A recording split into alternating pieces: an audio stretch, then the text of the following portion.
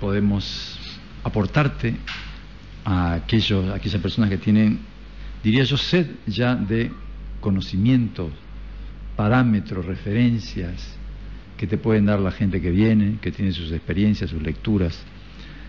Ahí es donde nosotros podemos aportarte, poder llegar con una idea, con una crítica, que implica siempre la crítica, el límite, y ese límite puede ser aprovechado para generar nuevos entendimientos, nuevas búsquedas.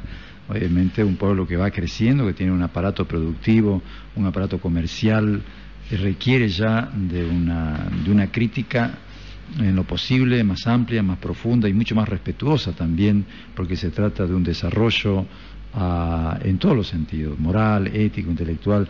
Los cruceños debemos de aprender a tratarnos buscando la verdad, obviamente, y a través del conocimiento y la crítica. Es la verdad la que andamos buscando para poder ser superiores, si no nos vamos a quedar siempre en esa diatriba de acusación, de medias verdades. ¿Qué es verdad hoy en Bolivia? A ver, ¿qué es verdad hoy? Todo puede estar en tela de juicio, todo es permitido.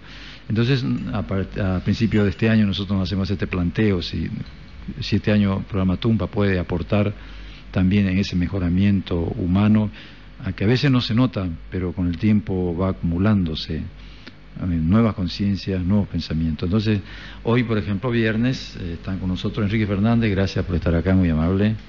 Buenas tardes, Oscar, Andrés, Jorge Roberto y todas las personas que gentilmente nos están escuchando. Ok, Roberto Márquez, gracias por estar acá. Buenas tardes, Oscar, saludar a tu audiencia, que ojalá tengan un gran 2017 y que hayan pasado un buen Día de Reyes. Andrés Canseco, buenas tardes. Buenas tardes, Oscar, un saludo para Enrique, para Jorge y para todas las personas que nos escuchan en este primer viernes de filosofía acá en la radio. Religión y... Revolución. Y revolución. Religión y revolución. Sí, los dos conceptos. Un poco como antagónico, puede ser. No, también complementarios. Y sobre eso también se hablará. Resulta que, y esto viene como consecuencia de una obra reciente que ha sido publicada por el reconocido filósofo, sociólogo y ensayista Juan José Sebrelli. Su título es Dios en el laberinto, y lo que pretende dicho intelectual es efectuar una crítica de las religiones, una cuestión que no es irrelevante. Si nosotros revisamos los diferentes momentos de la historia, de la humanidad, advertiremos que la religión ha dejado su impronta en los distintos aspectos que conforman la realidad social. En efecto, se puede advertir su trascendencia si analizamos lo que ha ocurrido con el mundo de la economía, la cultura y desde luego la política.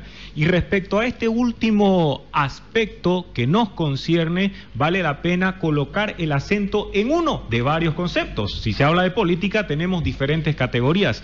Lo que se pretende como desafío es discurrir acerca de la revolución y su conexión con la religión. Ahora bien, frente a un fenómeno como el de la revolución, la religión nos permite la consideración de dos posturas. La primera es que con una fundamentación religiosa se ha intentado resistir la revolución. De hecho, y esto vale la pena resaltar, en la famosa Revolución Francesa, que es fundamental para el advenimiento del mundo y el Estado moderno, se puede identificar una serie de movimientos religiosos que tuvieron hasta como protagonistas a campesinos y que se oponían a que se produjeran ese tipo de cambios. Es un ejemplo histórico.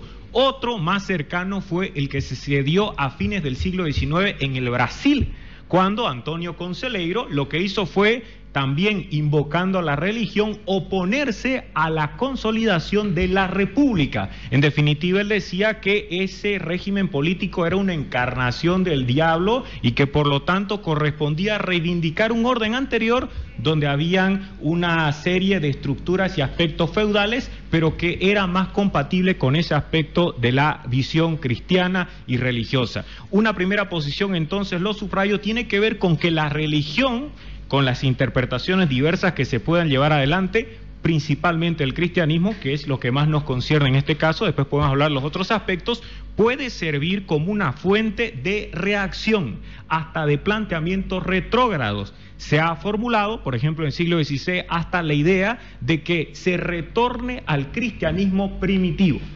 Religión, entonces, como oposición a la revolución, incluso buscando utopías arcaicas en ese primer aspecto. Y ahora un segundo aspecto para finalizar la introducción y no extenderme demasiado.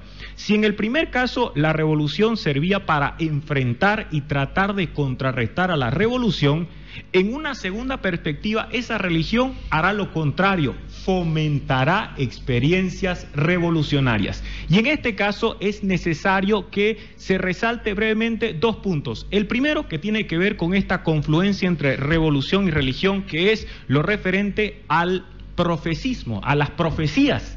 Porque sin duda esa es una cuestión religiosa, pero que ha tenido su importancia en materia política. Los profetas, hasta Marx, uno puede decir, es un tipo que realizó predicciones sobre una transformación radical del mundo. Las profecías religiosas confluyen también en este tema político. Y un último aspecto que es, en cuanto a la relación entre religión y revolución y cómo se la fomenta, es el mesianismo. Dos conceptos entonces que tienen origen religioso, el de las profecías y que se han dado y mucho en materia política. Hay quienes dicen, y de acá 500 años alguien volverá y dominará por otros 500 años, una profecía. Y segundo, el mesianismo. Y una diferencia final, resulta que el profeta jamás es el protagonista de los cambios, el profeta es el que anuncia. Hay varios profetas bíblicos, pero no son los protagonistas. El Mesías, en cambio, es la encarnación de todo lo que tiene que suceder y el que dirigirá finalmente los cambios que tienen que ver con una transformación total de la sociedad y con un ideal de bien que estaría respaldado por la religión. Márquez. Sí, por favor, no perdamos tiempo. Okay. No estamos, se nos va el segundo. Hay que tomar en cuenta que la religión desde la antigüedad jugaba un papel importante, no daba cierto orden a las sociedades. En el caso de la Grecia clásica, Fustin de Coulanges menciona que por respeto a la religión y a los dioses y a las almas, etcétera, etcétera, en caso de algún conflicto bélico y que tanto generales y demás hayan tenido que escapar dejando a sus muertos, estos generales eran ejecutados.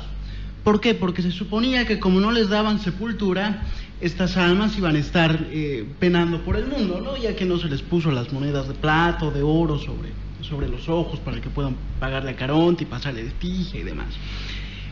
La religión en ese aspecto es importante, ya que intenta y crea un cierto orden social. Sócrates, por ejemplo, pone en duda a los dioses de la ciudad y bueno, pues la gente que no lo quería mucho le decía que estaba pervirtiendo a la juventud porque ponía en duda estas certezas sociales. En cambio, como mencionó Enrique, la revolución va tomando ciertos aspectos que tiene la religión, como por ejemplo profetas que te dicen un mañana mejor y Mesías. Y bueno, quienes han podido explotar esto de una manera más que trágica y lo siguen haciendo hasta ahora son los marxistas, ¿no? De toda laya, te dicen que va a haber un futuro mejor para el proletariado, para los obreros, para los campesinos, cuando después del experimento soviético, el experimento que aún sigue vivo en Corea del Norte y demás, las consecuencias prácticas pues son catastróficas. Sin embargo, hay gente hasta el día de hoy que de una manera dogmática, incluso fundamentalista y más que religiosa, sigue creyendo en estas ideas de la revolución constante, de ese cambio y de luchar contra el capitalismo. Entender el vínculo, o desentrañar, mejor dicho, el vínculo entre revolución y religión es más una tarea extensa, ¿no? Pero ya lo explicó Enrique, o sea, desde diferentes perspectivas, desde diferentes ópticas, hay un vínculo tanto manera de oposición o inclusive hasta manera de soporte entre lo que es el concepto de revolución y de religión. Con el avance de los siglos hemos pasado de luchar contra esa idea reaccionaria del mundo, que nada debe seguir, nada debe sufrir cambios, que todo está ordenado por una voluntad divina y que ha servido también en política para establecer reinados y monarquías y hasta en algunos casos presidencias, para justamente cambiar, ¿no? Para entender que el mundo es dinámico, que la realidad es cambiante y que merece y que la humanidad debe responder a estos cambios. Entonces ahí se ha luchado de alguna u otra manera contra ese conservadurismo de carácter religioso. Pero también, como nos explicaba Enrique, el tema de la revolución tiene también un vínculo con la religión, y eso yo lo desentraño principalmente cuando se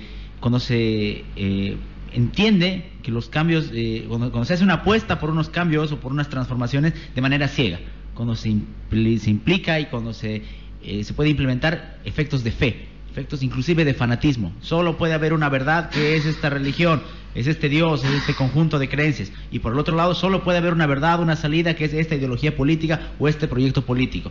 Esos son elementos que son comunes cuando se manifiestan de manera fanática, tanto en el campo religioso como en el campo político.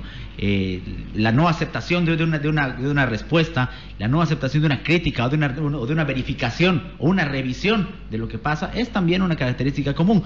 Un creyente, una iglesia que sea bastante fuerte, que tenga un núcleo de creencias bastante arraigado, difícilmente va a aceptar un cuestionamiento de un escéptico, o va a permitir un diálogo más o menos sensato, donde se apele a la racionalidad y a las pruebas. Lo mismo va a pasar con un partido político que emerja del lado revolucionario más profundo.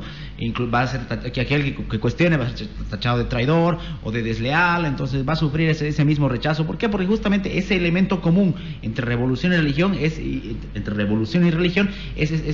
lado duro, ¿no? Es ese lado que no admite revisión, que no admite crítica, y que desemboca en diferentes clases de fanatismo. ¿La revolución no parte de una crítica? Sí, pero la revolución puede partir de la crítica, pero ella en sí misma, al negar una verdad, se convierte en otra cosa. Como te digo, el proceso revolucionario también es algo después, es una propuesta, y esa propuesta no puede ser tampoco inmutable. También tiene que cambiar y que revisarse algún día, porque no es perfecta, porque es una creación humana. Pero en este caso, ¿quién lo baja al revolucionario? Porque está imbuido de algo. Ese es un problema inherente a la revolución. Respecto a lo que comentaba y lo que dice Andrés, hablando ya de algo que puede servir para establecer una suerte de territorio en común entre religión y revolución, no solamente que se parte de una crítica en el caso del revolucionario, sino que fundamentalmente se pretende situar y describir una situación que es injusta. Y convengamos en que también desde el punto de vista de la religión se habla de injusticia. De hecho, lo que se ofrece posteriormente en la vida ultraterrena o acá, dependiendo de las utopías que se hayan perseguido a lo largo de la historia, es una sociedad en la cual no haya injusticias, en donde los miserables, pordioseros y gente que tiene carencias de todo tipo ya no esté sufriendo más. Por supuesto que también hay otras posiciones religiosas en donde no se pretende acabar con la pobreza, sino más bien convertir la pobreza en una virtud. Un ejemplo concreto fue el que se dio en el siglo XIII con Francisco de Asís. San Francisco provenía de una familia acomodada y lo que él hizo fue dejar de lado todas esas comodidades con el propósito de vivir como pobre, pero entendía la pobreza material como una virtud. No buscaba terminar con un sistema económico y que gracias a las reformas políticas accedieran esas personas a un mejor nivel de vida. Él pretendía convertir eso en virtud y no terminar con esa injusticia. Bueno, hay que tomar en cuenta que esto de las revoluciones, como mencionaba Oscar y lo mencionaron acá Andrés, empiezan obviamente como crítica, ¿no? Creo que el mejor ejemplo de que se rompe con un sistema y una crítica terrible es la Revolución Francesa. Pero se cometen errores, ¿no? La razón viene a ocupar ese lugar que ocupaba la religión o que ocupaba Dios, y la gente se va volviendo loca y utiliza la guillotina para todo y para nada. Al final Robespierre termina también guillotinado. Es cuando ya se supone que los hombres que razonaban, que habían dejado de lado, qué sé yo, sus sentimientos, su fe y demás para trabajar de una manera científica la creación del Estado, empiezan a cometer locuras medio divertidas, ¿no? El calendario revolucionario, ¿no? El brumario, qué sé yo, termidor, están ahí, cambian los días de la semana, todo era en decimales, y empiezan a tomar medidas que ya son locas. El mismo Robespierre tenía un pequeño ritual donde él bajaba como iluminado por la diosa razón para no sé, expandir alguna idea por Francia, por Europa. Pero había también pensadores que no negaban a Dios, porque una cosa es el teísmo y otra es el deísmo.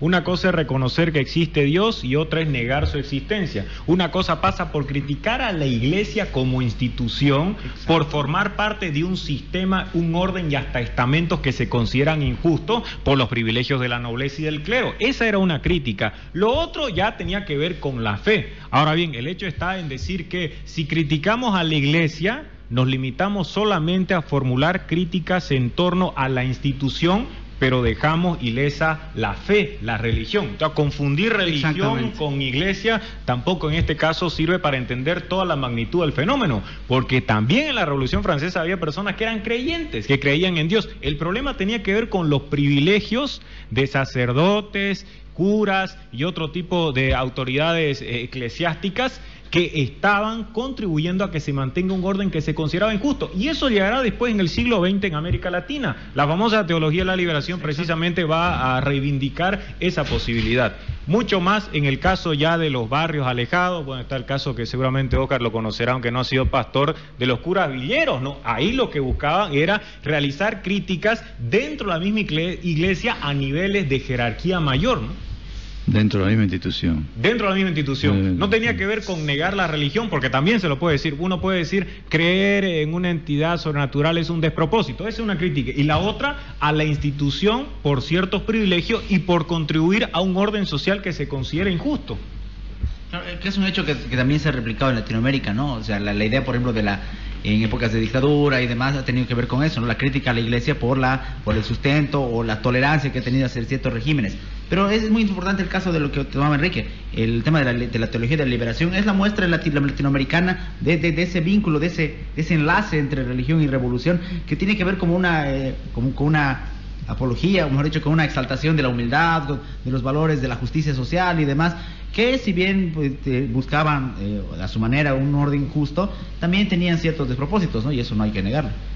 Claro, porque en ese caso se lo relacionaba con las armas, ¿no? Con la violencia, con la fuerza. Era el único camino, supuestamente. Sin estar justificando las actitudes y las prácticas dictatoriales que se llevaron adelante, irrumpían en iglesias, secuestraban curas y los eliminaban. Pero del otro lado tampoco era que se estaba predicando en favor de la sumisión o del amor al prójimo. Igualmente se llegó a justificar el uso de la violencia con fines eminentemente políticos. ¿Y si se toma la venida de Jesucristo como un fenómeno revolucionario también? Político, más allá del tema religioso, eso es lo que planteas. Junta ambas cosas.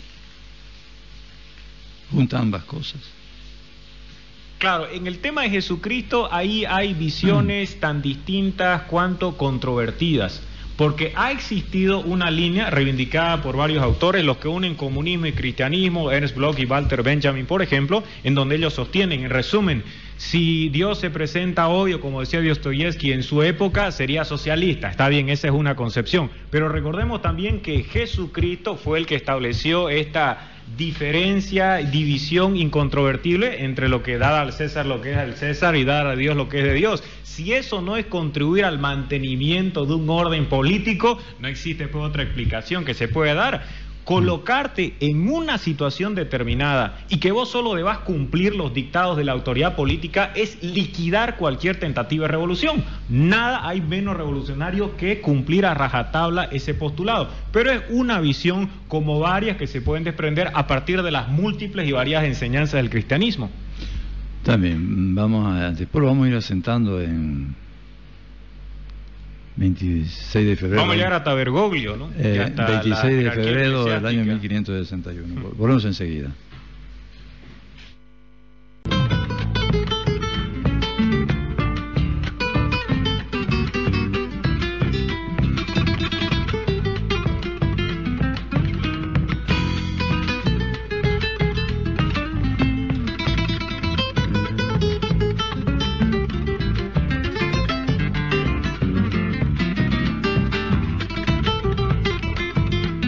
Estamos en Tumpen Radio, estamos conversando con Roberto Márquez, Andrés Canseco y Enrique Fernández. No te olvides que el Colegio Boliviano Canadiense ha preparado el plantel de sus profesores para incentivar, rescatar e incentivar el talento de los chicos del colegio Santa Cruz, que en la medida que va creciendo necesita toda una capacidad para poner al servicio de la producción.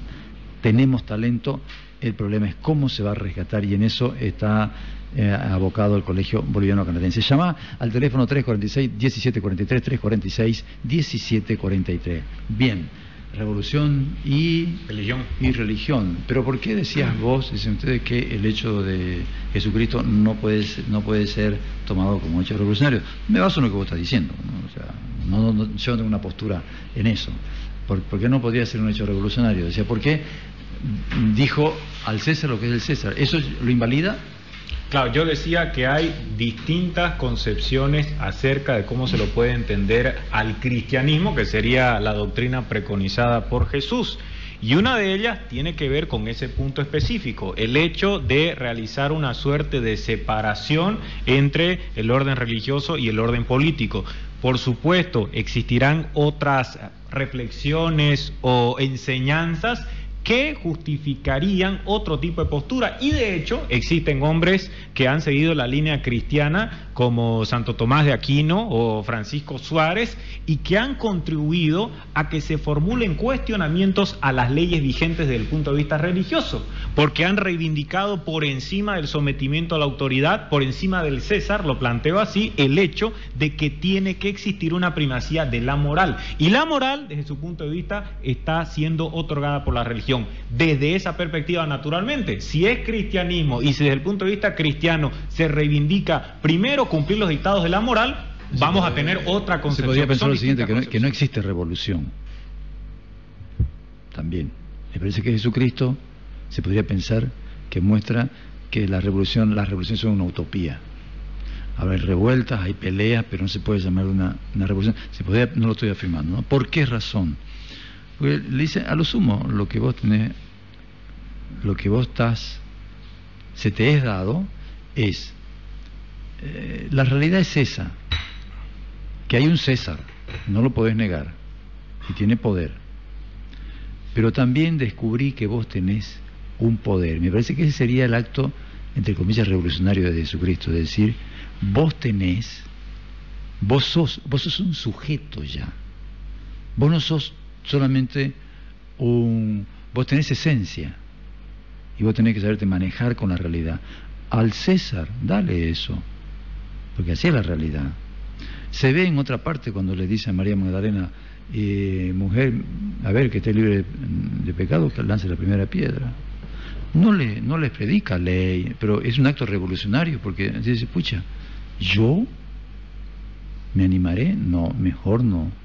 Es decir, lo que se podría pensar como un acto revolucionario que te muestra otra faceta, no sé si se puede llamar revolución, pero... No revolución en términos políticos y modernos. Pero vas a decir que vos podés tener una realidad, una esencia, que podés conversar con el tú, no como esa forma animaloide que es solamente no hay una conversación como el animal entre él y el mundo, ahí no hay una diferencia, sino que él y el mundo es la misma cosa. Lo que muestra Jesucristo es, no, vos sos otro mundo, y aprende a negociar. O quizás sí, siguiendo esa línea, está el tema de la igualdad y de la vocación universalista que tiene el cristianismo. Además, porque el cristianismo contribuirá a la expansión de Occidente y fundamentalmente servirá a fin de que se reconozca al otro, independientemente de la nación, como igual. ¿Por qué hay esta convivencia entre gentiles y otro tipo de personas que pertenecen a diferentes sociedades? Porque se está reconociendo que todos son hijos de Dios, si lo planteamos así, y eso naturalmente tiene una concepción distinta de la que podía estar siendo defendida en ese momento por otras personas. Desde ese punto de vista serviría, ¿no? Contribuiría a un progreso, incluso, no a un retroceso. No sé, ¿no? A ver, estos jóvenes... Bueno, sobre el mismo punto, ¿no? Al César lo que es del César y a Dios lo que es de Dios. Supongo que hay que ir al contexto histórico, que es más que interesante, ¿no? Estamos hablando de que el Imperio Romano se ha expandido, está en un territorio que no es suyo, hay ciertos brotes nacionalistas que no quieren que los romanos estén ahí adentro, hay pequeños grupos que hacen atentados contra el imperio, y bueno, para terminar el show, si es que lo podemos llamar así, está cerca la Pascua, es decir, mucha gente se está moviendo y puede pasar algún tipo de catástrofe. Supongo que Jesús ha hecho lo más sensato que podía hacer, porque si daba, no sé, decía, no, hay que hacerle caso nomás a César o nosotros como pueblo, etcétera, etcétera, podía haber venido un baño de sangre mucho peor del que estamos acostumbrados a leer en la Biblia como tal, en los evangelios. Claros ejemplos de que han habido sectores dentro del judaísmo que han preferido morir antes que rendirse es Masada, por ejemplo, ¿no? Una pequeña ciudad que literalmente ha preferido morir antes que rendirse al Imperio Romano. Entonces, para evitar estos posiblemente baños de sangre y demás, y tomando en cuenta que es preferible ceder un poco para ganar espacio, para ganar un poquito más, ha sido una relación totalmente sensata, ¿no? Porque Dios está allá y el poder en la tierra es el poder en la tierra. Claro que eso sería finalmente la negación de la revolución como tal, porque se anularía el tema del sacrificio, de la entrega total, o del sacrificio de la vida inclusive por los ideales, que es un elemento en términos políticos eminentemente revolucionario, ¿no? El sacrificarse por las generaciones que vendrán, por la clase trabajadora o por cualquier otra clase de revolución de la que se hable, es eso, ¿no? Entonces esos procesos históricos, religiosos de los que mencionaba, de la época de Cristo y demás, no serían propiamente revolucionarios en nuestra acepción moderna. Lo que sí ha sucedido es que algunas corrientes del cristianismo, porque son diversas y todos las conocemos adecuadamente, han contribuido después a que se produzcan transformaciones. Incluso el advenimiento del mundo moderno es posible gracias a que tenemos la Reforma Protestante, no tanto el luteranismo, sino el calvinismo desde el punto de vista del capitalismo. Sin el calvinismo es uno de los principales factores, no el único, y la prueba está en que una sociedad podría convertirse al calvinismo en esta época y no por ello accedería a un gran nivel de vida, sino que en su momento fue uno de los factores que reivindicó una serie de valores que estaban siendo denostados por el cristianismo primitivo. Por ejemplo, dice, no, aquí hay que reivindicar el esfuerzo, el trabajo, el ahorro, y todas son virtudes divinas. Por lo tanto, desde ese punto de vista también el cristianismo ha contribuido a que se generen revoluciones profundas que han mejorado en cierta manera todo lo que nosotros conocemos desde el punto de vista de Occidente, como también existen otras vertientes que han luchado en contra de esos mismos cambios y transformaciones. Claro, pero esos elementos que son los que explica muy bien Weber con la ética protestante es una mezcla, ¿no?, de temas religiosos y culturales, no son cosas solamente espirituales, no es que tienen que ver con la visión de Dios solamente, sino que están entrelazadas e incrustadas en la práctica. Como decía Enrique, el ahorro, el trabajo, el intercambio, está entremezclado el tema espiritual con el tema cultural. Hay que tomar en cuenta un aspecto que es importante, ¿no?, a partir de la Reforma, Lutero, Calvino y compañía, es que se rompe el intermediario para hablar con Dios, ¿no? Ya no necesitas a una tercera persona en la cual, no sé... ¿Y dónde lo metes como revolucionario eso? No es revolucionario, sino que tiene que ver más con el aspecto cultural. Calvino decía que el trabajo dignificaba. Y como ya se tiene una relación individual, o sea, ya no te ves como un grupo o un cuerpo o, qué sé yo, una iglesia, sino que personalmente puedes tener contacto con tu creador. No, creo que ahí está lo revolucionario. El hecho de colocar el acento en el individuo, porque ya no necesitas de estas instituciones. Porque no pasaba solo por tener instituciones y corporaciones, sino que esas corporaciones, debido al poder que estaban ejerciendo, eran titulares de beneficios y de prerrogativas. Por lo tanto, tenías sociedades estamentales, tenías un clero, tenías una nobleza, y por supuesto eso no contribuía a que nos encontráramos frente a una sociedad mucho más razonable y justa. Entonces, al colocar el acento en el individuo y dejar de lado esos intermediarios, se les quita poder. En algunos casos esto genera hasta revueltas y el Estado toma la determinación de acabar con esa propiedad especial que tenían los religiosos. Pero lo revolucionario radica en que ya nos encontramos otorgándole más poder a ese individuo para que no esté dependiendo de estas otras instituciones que históricamente estaban utilizando esas creencias para beneficiarse sin necesariamente estar aportando para que esos otros feligreses tengan un mejor acceso. Desde ese punto de vista se podría indicar que también esa idea que rompe y que coloca al individuo como responsable y para establecer una relación directa tiene sus beneficios. Obviamente que también se pueden encontrar algunos contraejemplos y consecuencias negativas de todo esto, pero el hecho está en que esa medida puede servir, ¿no? Vamos a un corte y volvemos enseguida. Apenas 8 minutos para que termine las 18 horas 52 minutos. Estamos conversando con Roberto Márquez, Andrés Canseco y Enrique Fernández. El Colegio Boliviano Canadiense te está esperando. El teléfono es 346-1743. Vas a encontrar un plantel de profesores dispuestos a incentivar el talento de tu hijo. El teléfono, te lo repito, 346-1743. Bien. ¿Y qué tiene que ver esto con Santa Cruz? ¿Se puede? Porque el tema es muy universal. Pero no sé si somos una sociedad que se puede desgajar para hacer algún cambio. Primero, ¿cuál es la esencia pues del cristianismo también? Como para que la gente nos pueda entender en los pocos minutos que nos queda, un tema tan amplio, oceánico, pero y sé que es una estupidez pedirle esa síntesis, pero bueno, pero igual hay que hacerlo.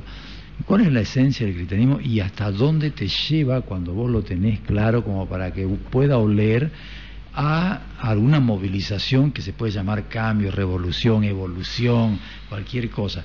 ¿Es una sociedad, la cruceña, con algún viso de revolución? Bueno, primera parte, que es algo muy complejo y que hay pocos minutos, pero está bien, hay que plantearlo. No importa, así. Tenemos hasta las 8, no hay problema. Sí, tenemos acá la ventaja de contar con una suerte de papa en la radio, que es Arturo Mendívil. Arturo Hijos. Arturo Hijos. La esencia del cristianismo, muy complejo, pero yo creo que se podría destacar, tomando en cuenta las enseñanzas y el Nuevo Testamento, no el Antiguo, en la idea básica pero necesaria desde el punto de vista de la ética, que es el amor al prójimo, porque eso implica el reconocimiento de la dignidad de cualquier persona. Ahora bien, si vos reconoces la dignidad de cualquier persona, tenés que aceptar la existencia de límites. Límites que deben ser respetados por cualquier individuo y fundamentalmente por parte de quienes ejercen el poder. Si quienes están en ejercicio del poder no respetan esos límites, no aman al prójimo, violentan su dignidad, ya nos encontraríamos frente a un hecho que no solo es políticamente injusto, sino que también encontraría respaldo desde el punto de vista del cristianismo y que justificaría que nosotros nos indignemos y hasta planteemos cambios de orden político. Lo que pasa es que, a ver, aterrizando un poco en el tema cruceño, el tema boliviano, el tema del cristianismo y de la religión es todavía algo bastante amplio, que está muy incrustado y que a ratos es medio líquido porque no es consistente. Fíjate tú, hace un año y medio estaba el Papa, vino Bergoglio acá, y más allá de la connotación religiosa, espiritual, la misa y toda esa parafernalia, tuvo una tendencia política, tuvo una participación política y eso es innegable. El vínculo con los movimientos sociales, la participación en el evento del movimiento del socialismo, fue un hecho político y que de alguna manera mostraba la faceta de Bergoglio, ¿no? Una faceta de ser nomás simpatizante del régimen, la idea de reunirse, de decir que le gustaba el proceso de cambio, que la justicia, más, es un elemento que ha sido muy manifiesto, pero ha habido como una reticencia a admitirlo de parte de la gente que no es proclive al régimen. No ha sido capaz de decir, no ha podido sacarse ese chip religioso y decir, sí, el Papa estaba de acuerdo con Evo Morales, porque esas fueron sus palabras. Entonces, no trataron de hacer una clase de malabarismo o de justificación, no es que él debe gobernar para todos y para las almas o alguna otra patraña de ese estilo, pero no se pudo admitir. ¿Por qué? Porque es algo tan incrustado que medio que ciega un poquito hasta la visión y la realidad de lo que pasó esa vez. Si vamos a hablar de la región y del país, yo creo que iría como referente a lo que es la tradición iberocatólica, ¿no? Incluso Franz Tamayo, Guillermo Frankovich, H.C.F. Mansilla escriben sobre esto, y de lo mal que nos cae, ¿no? De seguir creyendo en figuras que nos prometen el cielo y la tierra, y como pueblo literalmente esperar a que esta gente que nos ha prometido algo haga el cambio que se supone que tiene que hacer, y nos cegamos de manera casi hasta fundamentalista y fanática en que estos lo hagan, y si esto no ocurre tenemos la costumbre de echarle la culpa a un tercero que posiblemente no venga al caso, ¿no? Y es el tipo de conducta a veces el cual no nos deja avanzar. Santa Cruz, por otro lado, y el gozar de la suerte de que no hay tanto conflicto político como marchas, bloqueos y demás, se ha abierto un paso relativamente interesante hacia un desarrollo económico que, bueno, hay que mencionarlo, ¿no? En este gobierno ha tenido que ir cediendo algunas pequeñas concesiones para no perder esos pequeños espacios que han sido creados por privados. Y también dentro de lo que es la ciudad, en Santa Cruz de la Sierra, hay pues males que son terribles y que sus personajes son tan infames que llenarían algunas páginas de la historia universal de la infamia. Hemos visto el año pasado, por ejemplo, que estaban destinando cierta cantidad de dinero al Miss Bolivia para fomentar el turismo, digamos, ¿no? Y es la misma gente que está bajo la idea de apoyar una repostulación del presidente Evo Morales para lograr que el municipio también pueda hacerlo, ¿no? Sin tomar en cuenta que hay unas normas, sin tomar en cuenta que hay un referéndum, sino bajo la idea de que todo vale mientras yo gane. Yo no creo que en el caso de Santa Cruz, incluso a nivel nacional, con algunas excepciones, la religión cristiana concretamente influya en estos experimentos mesiánicos. Dudo mucho de que debido a esa carga religiosa, mucha gente hubiese estado aguardando a un redentor. La victoria del MAS es mucho más compleja y su permanencia en el poder también. No creo, salvo el caso de algunas personas con ciertos desequilibrios mentales, que asocien a Juan Evo Morales Ayma con Jesucristo. Pero en el caso de Santa Cruz, este tema de la religión y la revolución permite que uno reflexione acerca de posiciones conservadoras que no tienen que ver con un Mesías, pero que sí pretenden resistirse a cambios que se están llevando adelante en nombre de la libertad en diferentes partes del mundo. Concretamente, se lo ha visto y lo comentábamos con la famosa marcha en defensa de la familia natural. ¿Cuál es el principal fundamento? Uno de carácter religioso. Y se entiende a nivel mundial de que ese tipo de disposiciones contribuirían a avances, a progresos, porque el criterio que se toma en cuenta es la libertad del individuo.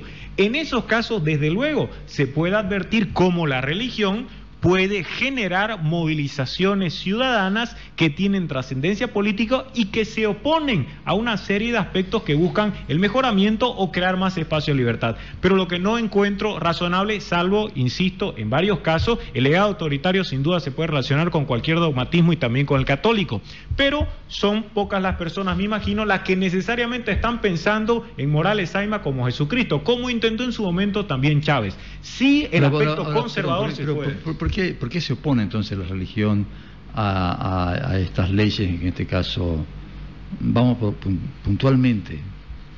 ¿Por qué se opone? No sé, el animal no sabe de género, el ser humano sí, pero a partir de lo que aprecia como género, funda la familia como una especie de espiritual cultural como para poder tener otros derroteros. ¿Qué plantean estas leyes? Volver al género. Es decir, acá es un junte, es una convivencia de género, no importa si es hombre como fuere, es decir, se vuelve algo más básico. Y por supuesto el tema de las revoluciones, ¿qué revolución no caminó sobre sus pasos nuevamente? Ahora tenés a la China, tenés la Unión Soviética, tenés Cuba, y así vas a ir andando. Es decir, de ahí que lo que se puede llamar como revolución queda en entredicho.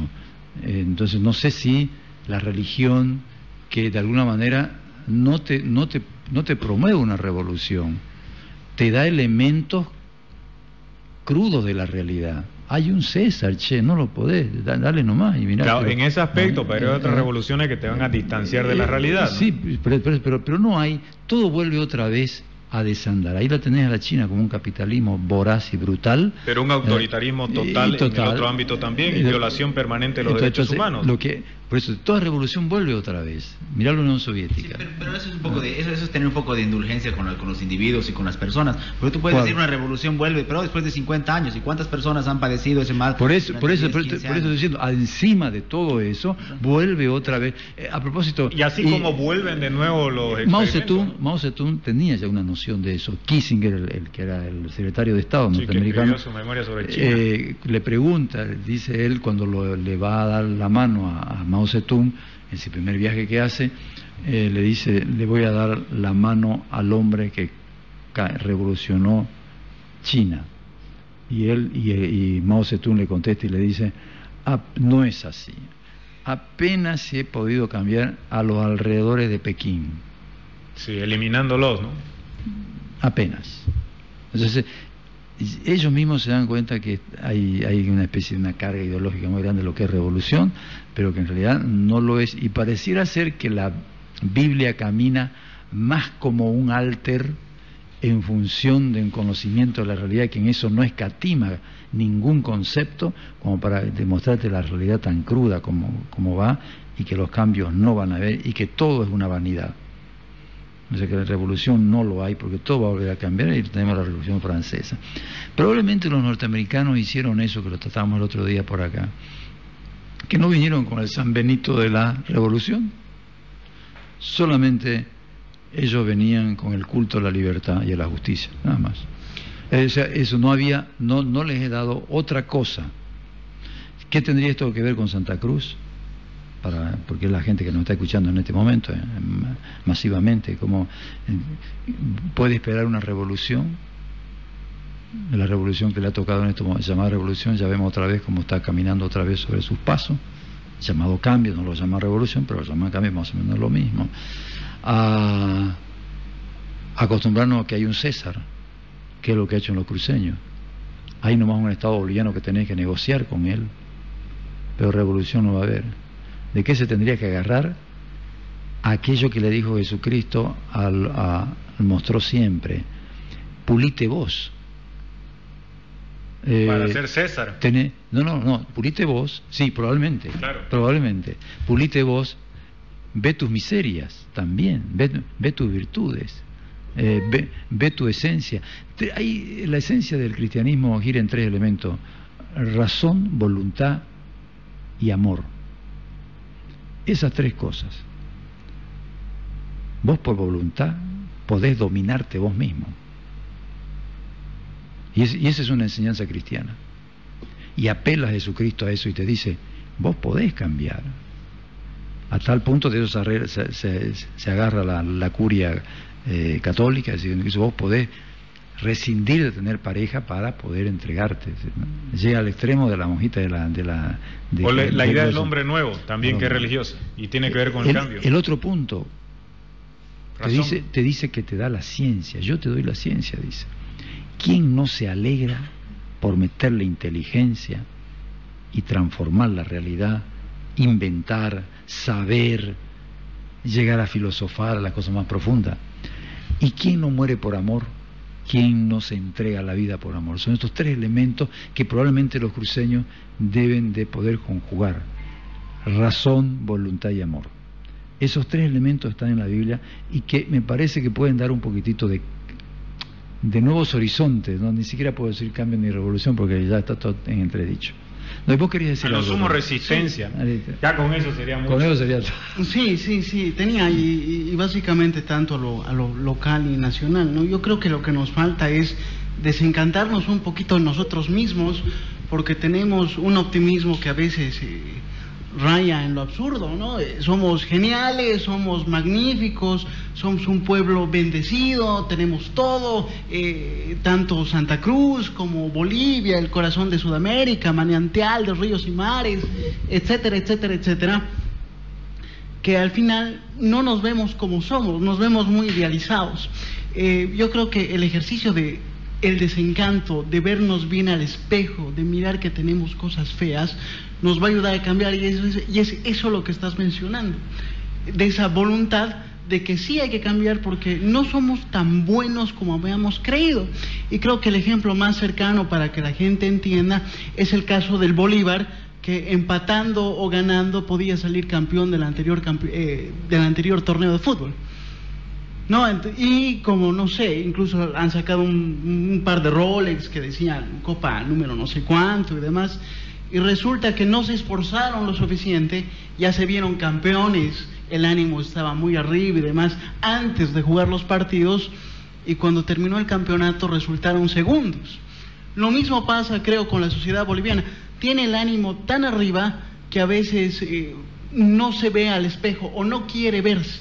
Tiene que hacer ese ejercicio de mirarse, pero de una manera concienzuda, de empezar a desencantarse si es que realmente quiere cambiar la sociedad en la que está viviendo.